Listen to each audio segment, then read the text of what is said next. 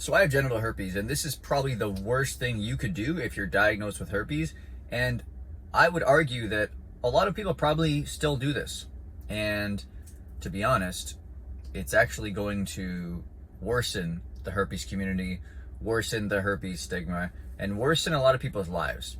And the answer is you were given herpes deliberately by someone who wronged you, and that is a totally valid thing to be traumatized about. But then you go ahead and you pay it forward to the next person, pay it forward negatively. You were deliberately lied to and manipulated into getting herpes, and now you do the same for people ahead of you. But you know what the issue with that is? You're not punishing the person who wronged you. You're punishing someone new. And I don't know if it's self-awareness, but if I was to imagine how I felt being wronged, being lied to and stuff, and then I just imagine putting that onto someone else, you're either gonna have no empathy and not care, or you're gonna realize that the pain you currently feel, which is leading you to do this action, is the pain you're gonna inflict on someone else.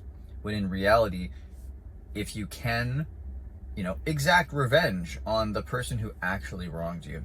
Now, whether that comes in the form of a legal case or you set their house on fire, I'm not giving you any advice. All I'm saying is that there's a great quote, I forget who, one of the Stoics, said that the best revenge is not being like him at all. And this is essentially saying, you want to get revenge on that person that wronged you, be a better person now. Don't be like them.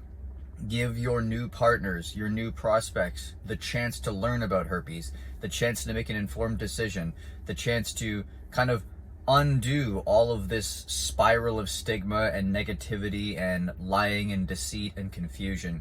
Because the only way we're going to make the herpes situation better is if we all try to clean it up.